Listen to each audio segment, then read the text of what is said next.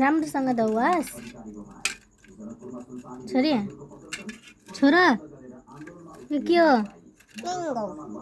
के गर्ने म्याङ्गो कसले कसले खाने हो वाह वाह वाह त्यसरी हुन्छन्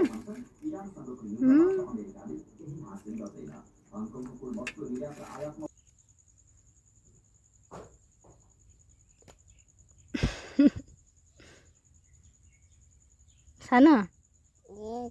सानो हजुर भन न वाट इज दिस मैंगो हो अनि तिमीले यो म्याङ्गो के गर्न लाग्यो मैंगो खाया गया खाकी हौ मन पर्छ